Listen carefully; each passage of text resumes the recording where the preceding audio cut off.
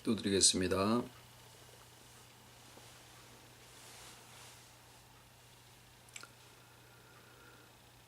우리 아버지 하나님을 또 찬송 드립니다. 잔잔한 마음속에 평안을 채워주시고 이로 하나님의 기쁨의 그 충만함에까지 닿을 수 있는 참 크고 놀라운 은혜 가운데로 저희를 불러 인도하여 주심을 감사를 드립니다. 우리는 그저 주어진 하루하루의 삶을 눈에 보여지는 대로 살아갈 수밖에 없었는데 찾아와 주시고 만나 주시고 알게 하시고 결코 우리의 작은 신음소리도 흘려 듣지 아니하시고 응답하시기를 아버지의 때에 아버지의 그 간절하심으로 우리를 아심바 되시고 또 만나게 하여 주셨사오니 감사드리고 저희가 저희의 삶을 더 알아감이 우리 아버지 안에서 또한 가능하게 하시고 이로써 오늘이라고 일컫는 날들을 살아감이 결코 헛된 먼지와 같은 삶들이 아니고 영존하신 아버지 안에 우리의 생명의 근본을 두게 하시고 정말 놀라운 우리의 삶이 있다라고 하는 것을 알고 그 기쁨과 평안 가운데 함께 나누며 살아갈 수 있기를 진정으로 소원을 드리오니 이 시간에도 나누어지는 모든 말씀 위에 친히 지혜의 영으로 더하여 주시옵시사 깨닫게 하시고 또 풍성하게 하여 주시옵기를 예수님의 이름으로 기도드립니다. 아멘. 오늘 하나님 말씀은 마가복음 1장 1절로 5절입니다. 하나님의 아들 예수 그리스도 복음의 시작이라 선지자 이사야의 글에 보라 내가 내 사자를 내 앞에 보내노니 저가 내 길을 예비하리라. 광야에 외치는 자의 소리가 있어 가로되 너희는 주의 길을 예비하라. 그의 첩경을 평탄케 하라. 기록된 것과 같이 세례 요한이 이르러 광야에서 죄사함을 받게 하는 회개의 세례를 전파하니 온 유대 지방과 예루살렘 사람이 다 나아가 자기 죄를 자복하고 요단강에서 그에게 세례를 받더라.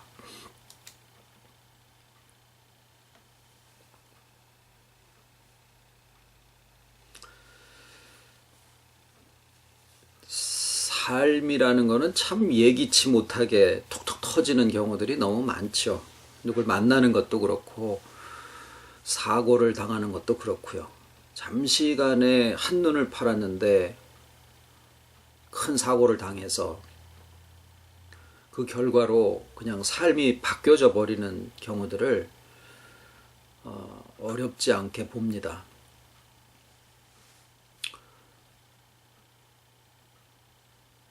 생각지도 않았던 정말 기대하지도 못했던 마치 큰 보상을 받는 것과 같은 그런 일들도 있습니다.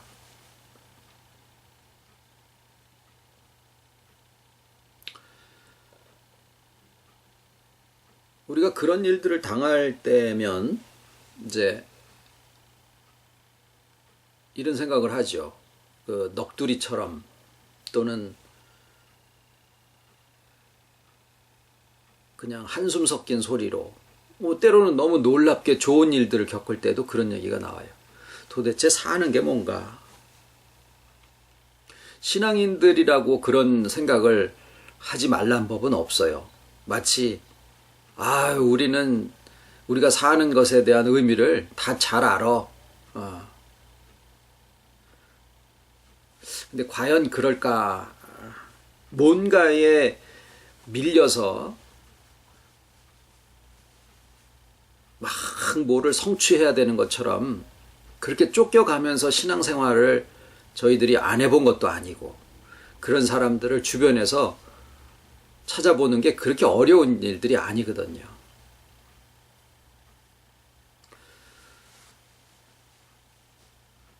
세상에 지혜로운 자들이 다 그런 생각을 하고요.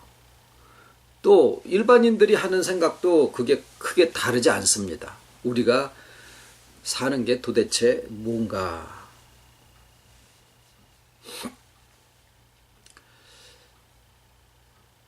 사람이 살아가는 거의 의미를 안다라는 거는 자기 자신을 이해한다라는 것과 다르지 않습니다.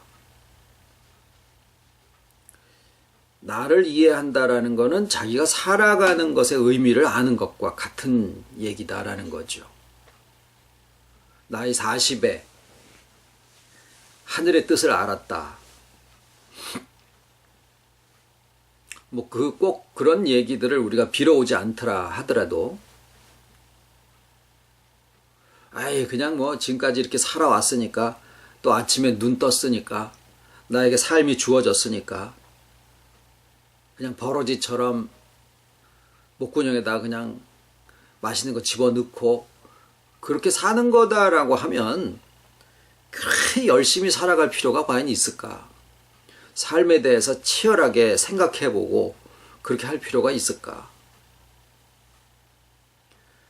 잠깐의 육체나 마음의 즐거운 것들을 찾아서 기쁘게 즐겁게 살다가 가도 한평생 사는 거 아닌가? 우리가 자기 자신에게 주어진 삶이라 그래서 정말 터진 입이라고 아무 말이나 막 내뱉어서 버리고 살기에는 그렇지 않아 보이는 구석들이 있는 게 우리의 삶이거든요. 물론 우리가 그런 얘기들을 합니다. 이렇게 살아왔는데 어쩌라는 얘기냐 뭐. 오늘 마가복음 1장은 5절까지를 같이 나눴습니다마는 실상은 1장 전체에 대한 말씀을 하려고 합니다. 마가복음 1장은 하나님의 아들 예수 그리스도 복음의 시작이라고 시작을 하면서 예수님의 사역의 초기 모습을 전반적으로 한 장 안에 다 요약을 해서 기록을 하고 있습니다. 그걸 잠깐 이제 설명을 드려보면은, 선지자 이사야의 글을 먼저 증거로 하고요. 예수님의 삶이 선지자 이사야의 글에 예언되어 있는 것이다 라는 증거를 하고, 그 다음에는 지금 같이 우리 읽으신 세례 요한의 세례를 받으실 때 하늘로부터 증거가 있었다. 그리고 세 번째는 하늘에서 이는 내 사랑하는 아들이요 라는 증거를 주셨고, 그 다음에는 그런 증거의 과정이 끝나자마자 예수님이 시험 받으셨다. 광야에서 40일을 금식하시고 우리가 아시다시피 3가지의 시험을 통과를 하시죠. 그리고 그 다음에 시험이 끝나신 다음에 복음을 전파하시기를 시작을 하셔요. 그리고 그 복음을 전파하시는 과정에 있어서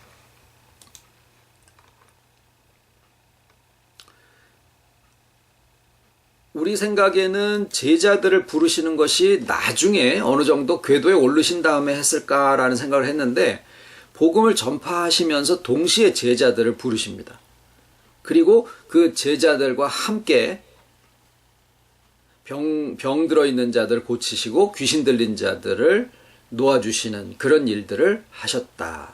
이것이 마가복음 1장에 기록되어 있는 예수님의 사역 초기에 대한 기록이에요.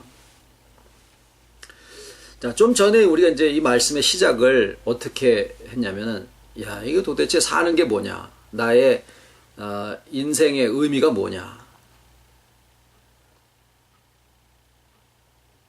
그래, 은총아, 잘 보인다. 인생의 의미가 뭐냐? 이런 얘기를 시작을 했는데, 물론 우리가 이제 다 믿음을 가지고 말씀을 사모하는 마음으로 계시니까, 그러면 이제 어떤 사람이 예수도 믿지 않는 사람인데, 그분도 살다가 보면은 예기치 않은 일들을 당할 수 있고, 좋은 일, 좋지 않은 일을 겪을 수가 있죠. 계획대로만 되는 게 아니니까. 그렇게 됐을 때, 그분도 하소연처럼, 야, 도대체 사는 게 뭐냐? 이런 얘기를 할 수 있다, 그 말이죠. 그분에게 우리가 얘기를 또 해준다라고 할 때 생뚱맞게 내 삶의 의미가 뭐냐라는 것을 물어보고 있는 사람에게 예수 그리스도를 얘기를 할라 치면 이게 뭐요? 왜 갑자기 산 얘기하는데 예수 그리스도 얘기를 하는 이유가 뭐요? 라고 물어볼 수 있겠죠. 우리도 마찬가지입니다. 우리에게도 마찬가지. 왜 사는 얘기를 하려고 시작을 해놓고 예수 그리스도에 대한 이야기를 하려고 하느냐. 좀 전에 다시 말씀을 드렸듯이 삶을 이해한다라는 말은 자기 자신을 이해한다라는 말과 같다. 그래 말씀을 드렸죠. 제가 이 사역을 또는 뭐 심부름을 어찌됐거나 이제 목회를 하고 있는 이유가 뭐냐 누가 묻습니다. 어떻게 해서 목회를 하게 되셨소? 또 지금도 그렇게 하고 있는 이유가 뭐요? 라고 묻습니다. 그 제가 요새는 전에는 뭐 이런저런 이유를 댔습니다만 요새는 뭐라고 얘기를 하냐면요. 내 삶을 이해하고 싶어서입니다. 라고 얘기를 하고 있어요. 조금 이해가 잘 안 되시는 것 같은 눈치예요. 왜냐하면 무슨 병 나은 기적을 봤다든가 뭐 어떤 하늘에서 소리가 들렸다든가 이런 것들을 기대하셨을지도 모르기 때문에 근데 갑자기 무슨 내 삶을 이해하고 싶어서요. 그리고 요즘에는 이제 그런 얘기를 해요. 요즘에 와서는 제 삶을 좀 이해하게 됐습니다.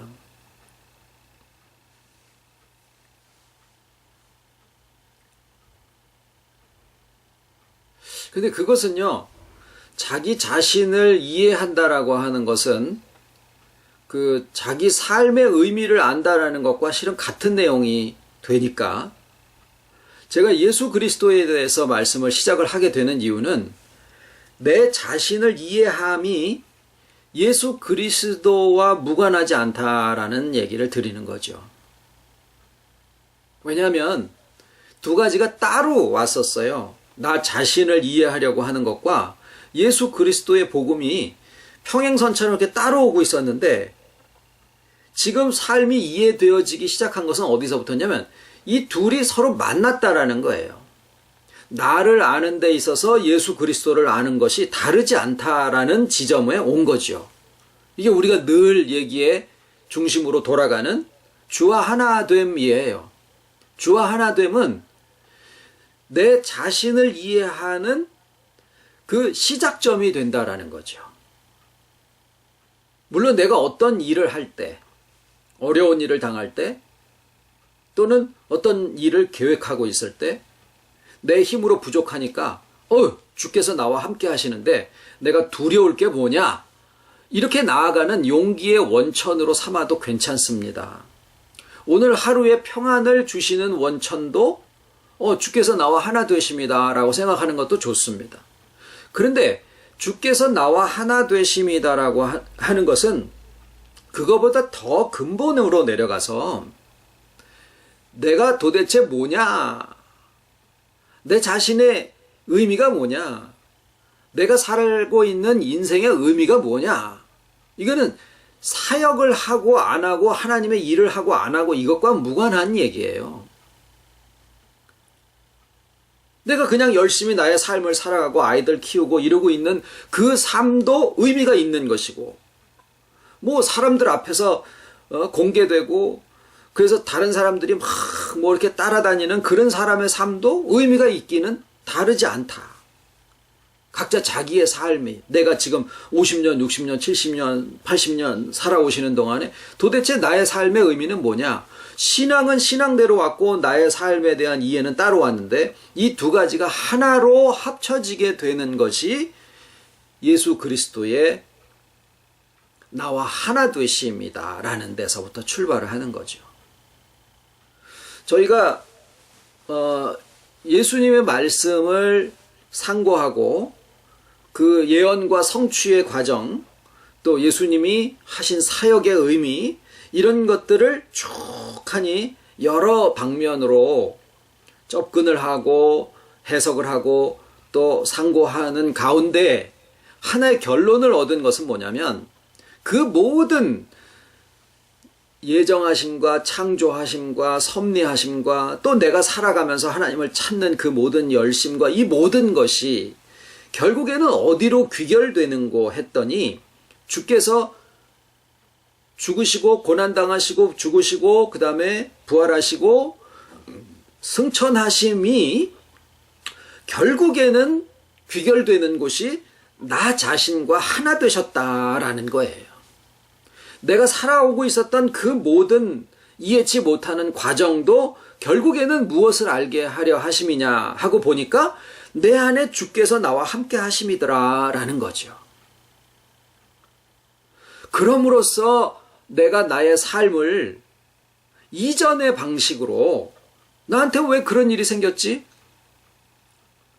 내가 지금 살아온 게 50년, 60년인데 그 중에 한 50년 정도를 90%의 삶을 이해치 못하는 그런 일들 속에 내가 잘못해서 한 것도 아니고 내가 선택을 한 것도 아닌데 그게 나의 삶을 막 옥죄고 괴롭히고 그렇게 하고 있는 삶을 당하고 있는 게 이게 억울한 일 아니냐. 내가 원치도 않았는데 누구의 저주가 나의 마음속에 60년 평생을 짓누르고 내 마음을 괴롭히고 있는 그런 상황 속에 내가 있었는데 이거 부당한 일이 아니냐. 각자 다 자기의 삶을 놓고 생각할 때 이해되지 않는 공정치 못한 그런 여러 가지 상황 속에서 우리가 지금까지 삶을 살아오고 있었다라는 점을 어디에 가서 알게 되느냐 하면 그런 삶의 조건으로다가 나를 오늘에 있는 나를 이해하려 한다 그러면은 죽었다 깨나도 이해가 안 돼요. 그런데 주께서 나와 하나 되심이다라는 이 사실로 내가 내 자신을 이해하는 또 하나의 방법을 또 하나의 관점을 우리가 가지게 되다 보니까 내 자신의 삶이 그렇게 왔었던 그 모든 것들이 지금에 와서 보니까 거기에서 풀어지고 새로이 회복되어지는 실마리를 우리가 발견하게 되더라라는 거예요.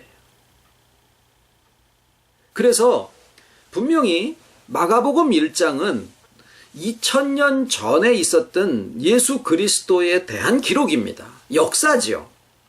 그런데 성경을 해석하는 첫 번째 길은 그 성경이 나에게 어떻게 적용이 되어지느냐라는 거거든요. 마가복음 1장도 마찬가지입니다. 하나님의 아들 예수 그리스도의 복음의 시작이라고 하는 것이 우리에게 딱 적용이 될 때는 아, 주께서 나와 함께 하심이구나 라는 예수 그리스도의 현 주소, 지금 우리가 얘기를 나누고 있는 이 시점에 예수 그리스도의 현 주소는 다른 곳이 아니라 바로 나와 하나 되어 계시는 거기가 예수 그리스도의 현 주소구나라는 것을 우리가 이해하기 시작하는 데서부터 이 복음, 마가복음 1장을 보는 눈이 다시 열리게 된다라는 거예요. 그러면 마가복음 1장에 대한 예수 그리스도의 사역의 초기 모습들에 대한 기록은 그대로 내 자신 안에, 주와 하나 된 내 자신 안에서 다시 열리게 된다라는 거죠. 역사나 과거의 기록이 아니라 내 얘기로 이게 바뀌게 된다라는 거예요.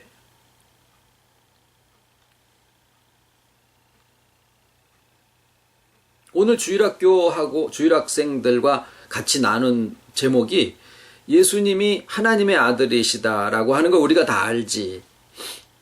그러면은 여러분 아버지가 어머니가 낳으셨으니까 예수님이 하나님의 아들이라 그러면 하나님이 예수님을 낳았다는 얘기일까? 그러니까 이제 애들이 뭘 해요? 생각을 해보는 거예요. 그러네. 하나님이, 예수님도 하나님이신데 하나님이 예수님을 낳은 거는 아니지 않을까? 그렇게 한번 생각을 해보더라고요. 그래서 예수님이 하나님의 아들이시더라라는 거는 하나님 아버지가 아들 예수님을 낳았다라는 그런 의미가 아니다. 왜? 삼위일체시기 때문에 그냥 성부, 성자, 성령께서 스스로 계신 분이다. 그러면 하나님의 아들이라고 하는 이유는 뭘까? 그분이, 아들이신 하나님이 이 땅에 있는 사람들과 하나가 되셔서 그 어떤 역할을 수행하신다라는 점에서 하나님의 아들이다라는 그러한 이름을 붙여서 설명을 한 것이다. 따라서 그 하나님의 아들 자리에는 예수님과 하나 된 우리들이 그 자리에 있게 되어 있는 것이다. 그래서 하나님의 아들이다라는 것을, 우리가 하나님의 아들들이다라고 하는 것을 주와 하나됨으로 설명을 해서 아이들이 뭐 초등학생, 중학생인데 그 나름대로 복음의 어떤 중요한 부분을 조금 이해하는 그런 느낌을 나누었습니다. 그래요. 하나님의 아들 예수 그리스도의 복음의 시작이라는 바로 주께서 나와 하나 되심에 대한 이야기고, 그로써 내가 나 자신을 이해하기 시작한다라는 거예요. 예수 그리스도의 복음의 시작은 곧 주께서 나와 하나 되셔서 내가 내 자신을 이해하기 시작한다라는 뜻이다라는 거죠. 그래서 마가복음 1장의 시작은 어디냐? 내가 주와 하나 된 나 자신으로 나 자신을 이해하기 시작하는 것이 바로 마가복음 1장의 시작이다라는 거예요. 어디에서? 내 자신 안에서 시작되고 있는 이야기다라는 거죠. 그래서 이사야의 글에 예언되어 있는 그런 내용들은, 또 세례 요한의 세례를 받으심으로 하늘에서부터 어떤 증거가 나타나는 이런 일들은 곧 우리 자신에게서 이루어지는 일인데, 어떤 증거냐 하면, 첫 번째는 말씀 속에서 소위 예수님 이전에 기록되어 있던 모든 말씀들이 마치 2000년 전에 예수님에게만 적용되어져서 거기에 성취된 것으로만 우리가 알고 있으면 역사고 나와 상관이 없어요. 그런데 지금 말씀드린 것처럼 주와 하나 된 내 자신 안에서 이루어지는 나의 삶에 대한 이해로 우리가 이것을 알게 되면, 이사야나 이런 분들에 의해서 예언되어 있던 그 내용이 곧 뭐예요? 내 안에 주께서 나와 하나 되신다라는 것에 대한 성경적인 예언이다라는 거죠. 내 거예요. 예수님에 대한 예언이 곧 나에 대한 예언이다라는 것을 우리가 보게 되는 거죠. 세례 요한은 예수님과 동시대였었어요. 동시대. 예수님보다 6개월 먼저 나신 분이죠. 같은 사역자였었어요. 그런데 그 사역자에 의해서 예수님의 모든 사역과 그분의 존재 의미, 이 땅에서 살아가고 있는 모든 의미, 이런 것들을 증거를 받지 않습니까? 오늘 그거는 뭘까요? 우리 형제들끼리 같이 가는 거예요. 저도 포함을 해서. 여러분 되심을 저희가 같이 나누는 거예요, 지금. 말씀을 들으면서 목사가 지 얘기하는 게 아니라 이 말씀을 나누면서 여러분들도 여러분 자신에 대한 이야기를, 증거를 받고 있는 거다라는 거죠. 세 번째 증거는 하늘에서부터 이루어지는 증거인데, 하늘에서 소리가 났으면 우리에게도 소리가 나기를 기다려야 될까요? 여기에서의 하늘이 뭡니까? 바로 우리 인격의 내면에서 이루어지는 의식의 구조가 바뀌는 것이며, 동시에 우리를 둘러싸고 있는 모든 환경, 사람의 관계, 세상 정세, 이 모든 것들의 이면에 있는 그 하늘, 보이지 아니하는 하나님의 도성, 거기에서 이루어지는 섭리가 이 보이는 세계에 이루어지는 나의 삶들을 움직이고 있는 거예요. 내가 세상을 움직이는 게 아니거든요. 내가 내 삶의 이런 모든 조건들을 형성하는 게 아니거든요. 내가 할 수 있는 역할이 있고 나에게 주어지는 나의 환경들이 있는데, 그 환경들이 하늘에 의해서 움직여지는데, 그 이루어지는 일, 그러니까 내 안에서 이루어지는 인격의 변화와 더불어서 나의 삶을 둘러싸고 있는 모든 조건이 같이 움직여지는 것이 또 하나의 세 번째 증거가 된다라는 거죠. 네 번째는 시험을 받으시는 거예요. 증거를 받으셨는데 즉시 광야에 나가서 40일을 금식을 하고 그 다음에 세 가지의 시험을 받으시게 됩니다. 사람은 무엇으로 사느냐, 무엇을 먹고 사느냐, 이거죠. 오직 하나님의 입으로부터 나오는 하나님의 말씀으로 살 것이니라. 두 번째 시험은 마가복음과 누가복음이 좀 다릅니다. 마태복음과.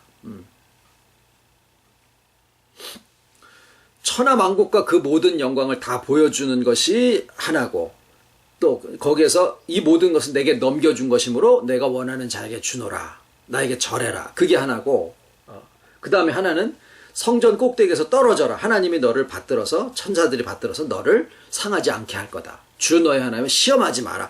세 가지 시험을 통과하시는데 그 각각의 세 가지는 출애굽, 요거는 이제 나중에 몇 번 했고 또 나중에 다시 한번 정리를 드리겠습니다만은, 40일 그러면은 이스라엘 백성들의 머리에는 뭐로 가느냐면은 출애굽 40년으로 딱 돌아갑니다.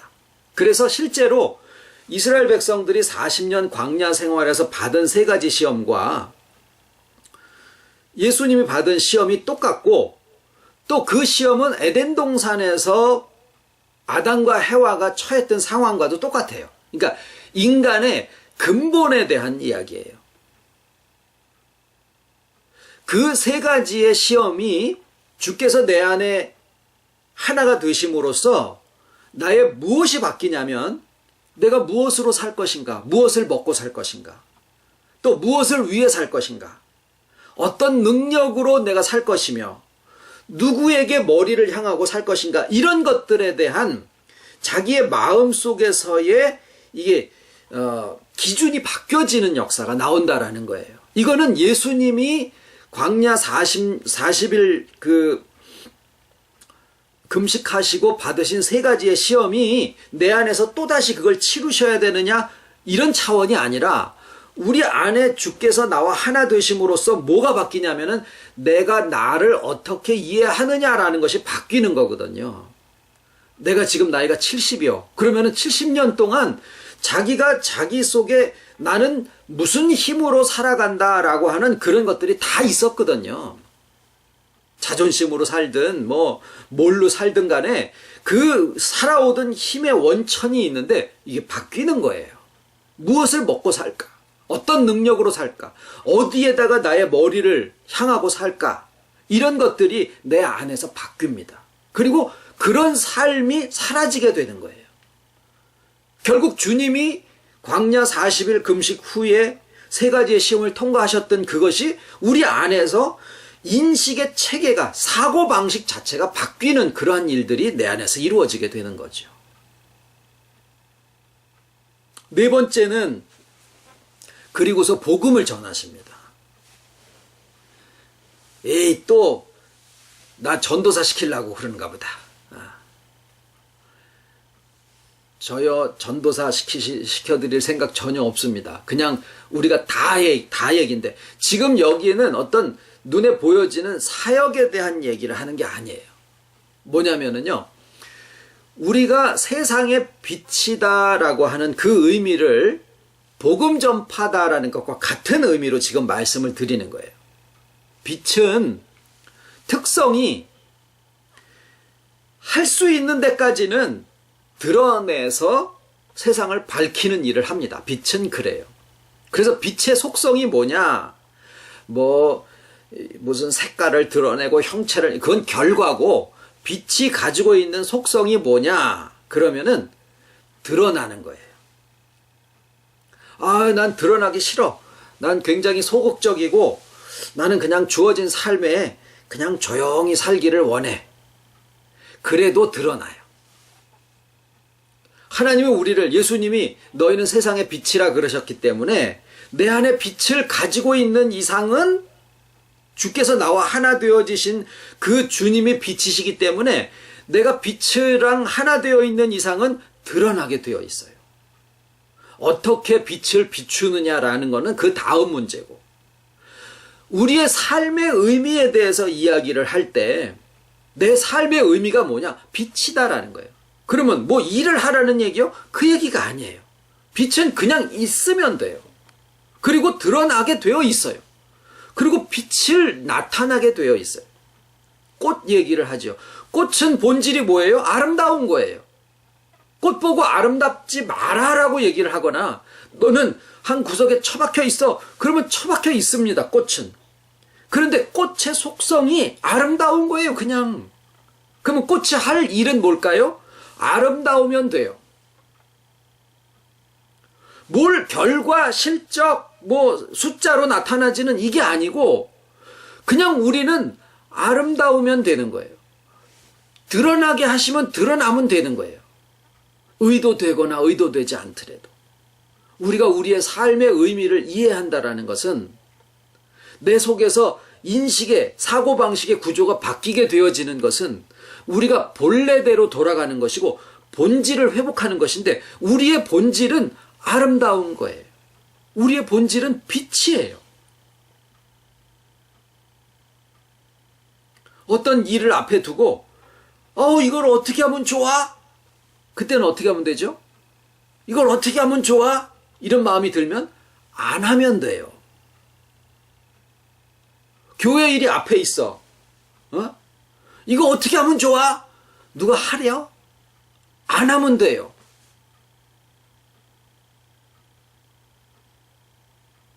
하고 싶은 것만큼만 하면 돼요. 마음에 힘들지 않은 범위까지만 하면 돼요. 내가 그래도 이 교회 목사인데, 이 교회 무슨 집사인데 어디까지는 해야 되지 않느냐? 아니다라는 거예요. 우리는 그냥 우리의 본질로 그냥 있으면 된다라는 거예요. 그러면 목회가 어떻게 돼? 일이 어떻게 돼? 내가 지금 할 일이 이만큼인데. 실은 그렇네요. 할 건 또 해야 되네.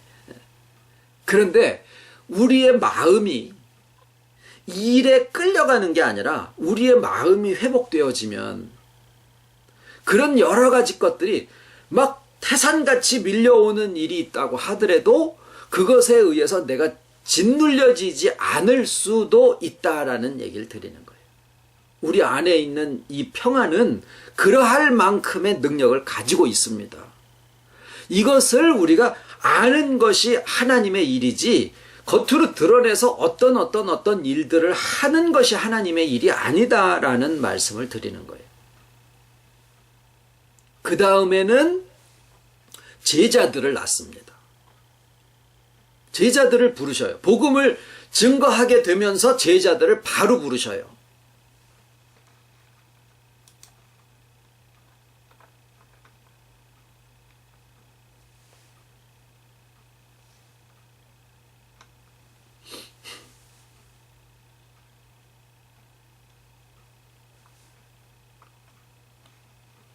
빛을 비춘다라는 그 말은요, 상대성입니다. 나 안에서만이 아니고 바깥의 움직임들이 같이 움직여지는 것을 또 상대성으로 이렇게 같이 말씀을 드렸습니다만은, 빛이라고 하는 것은 자기 안에만 있게 되어 있는 게 아니라 어딘가에 비춰지게 되어 있는데, 결국 제자를 부르신다 그래서 내가 무슨 제자가 되는가? 아니면 내 말을 듣고 누군가 나를 쫓아오는 제자들이 나와야 되느냐? 이런 뜻이 아니라 마가복음 1장에 등장하는 모든 인물들은 다 내 안에서 이루어지는 거라고 보시면 돼요. 그러면 제자는 뭐냐면, 빛이라고 하는 그 아름다움의 본질을 우리가 회복하게 되면 그 다음에는 이 아름다움이 상대방들에 의해서 보여지게 되거나, 내가 빛의 본질을 회복하게 되면 그 빛에 의해서 빛이 비추어지는 곳이 생겨지게 된다라는 뜻이에요. 그러니까 제자라고 하는 것은 누군가와 함께 한다라는 뜻이에요. 내가 주와 함께 하듯이 나도 누군가와 함께 한다라는 그런 의미가 제자됨의 의미입니다. 내가 아름다우면 그 아름다움을 화답하는 누군가가 있게 되는 것이고, 내가 빛이 되어 있으면 그 빛이 비추어져서 거기에서도 또 어떤 역사가 일어날 수도 있겠지요.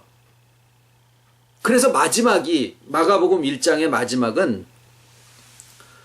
병든 자를 고치시고 귀신 들린 자를 낫게 하시는 것으로 마칩니다. 이 병든 자와 귀신 들린 자들은 실상 어떻게 보면은 내가 주 안에 있다라고 하는 이 인식을 시작하기 이전의 모습들일 수도 있죠. 누군가가 다 다른 사람들, 저 양반은 참 그래도 별로 어려움이 없이 사는가 보다. 요번에 이제 저희 옆집에 이제 이사를 오셨잖아요. 아시다시피. 그래서 이분들이랑 이제 저녁 식사를 같이 한번 하게 되면서 또 미국 들어가기 전에 한 번은 좀 이렇게 개인적인 자리들을 마련하자 그래가지고 같이들 한번 모여서 식사를 하면서 하다 보니까 이제 본인들 얘기를 하는데 겉에 보이는 것과 또 다른 삶들이 또 있더라고요. 아픔들이 있더라고요. 정말 희귀병을 앓고 있는 거를 이번에 알게 됐고, 죽으려고까지, 남편도 죽으려고까지 자기 몸에 상해를 입히고 그런 얘기들을 하는데, 이 사람도 역시 또 아픔이 있구나.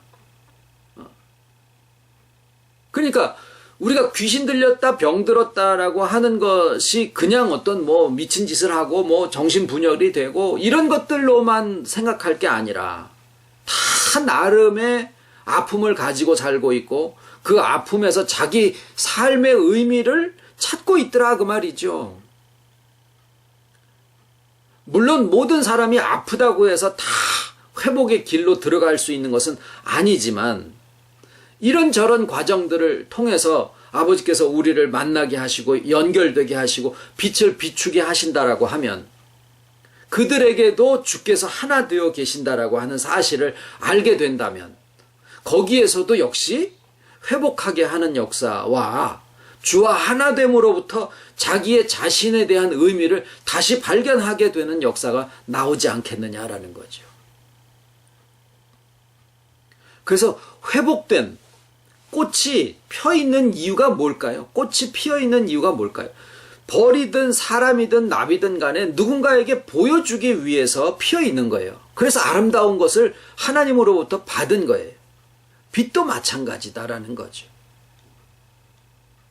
누구를 향해서 꼭 이게 아니래도 나의 본질이 그렇게 회복되어진다라고 하면 내가 결코 홀로 있는 것이 아니고 큰 섭리 가운데 있는 나 자신이라는 것도 알게 되며 내가 결코 나 혼자서만 살아가는 게 아니다라는 아버지와 하나됨이요 주와 하나됨이면서 동시에 내가 또 다른 사람들과 하나다라고 하는 그 사실을 우리가 나의 삶의 의미 속에서 발견하게 된다라는 거죠.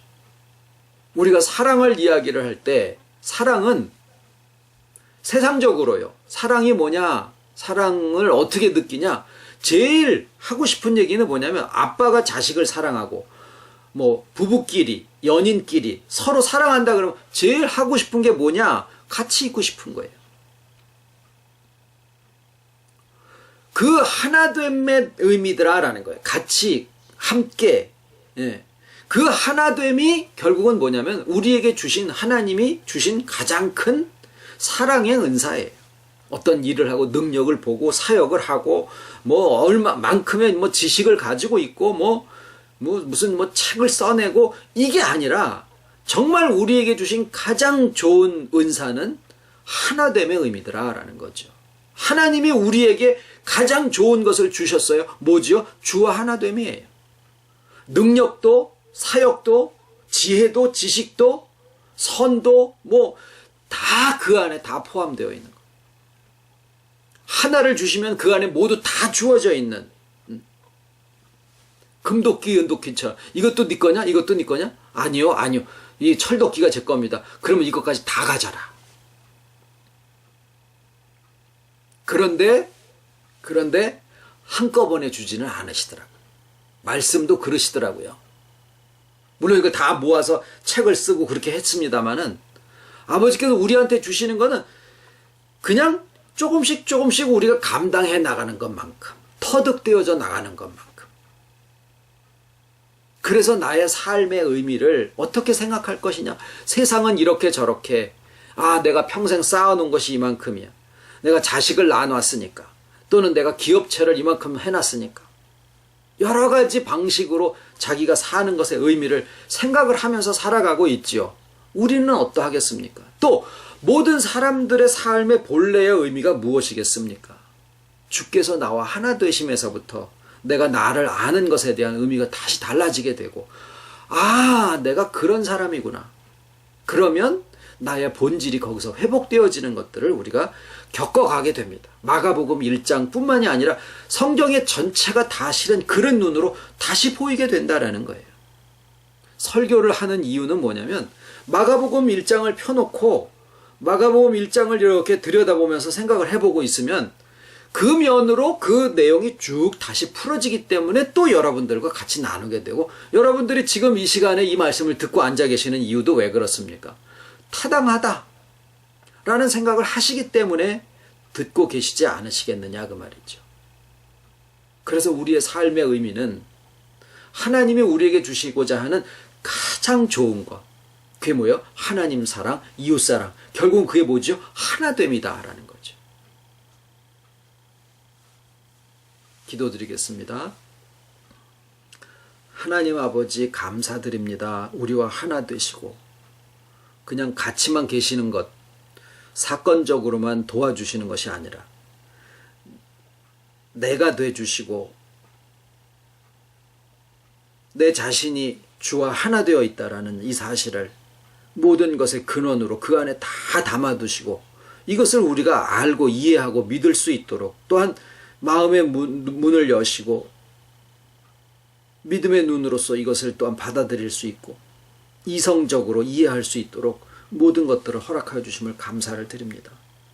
생명이 있음으로 자라나고 변화하고 성장하고 성숙하듯이 주와 하나됨으로부터 시작된 이 모든 회복과 우리의 본질에 대한 이해가 우리의 삶을 알게 하시고 거기에서 모든 충만함이 그 안에로부터 쫓아 나오게 하여 주심을 아버지 감사를 드립니다.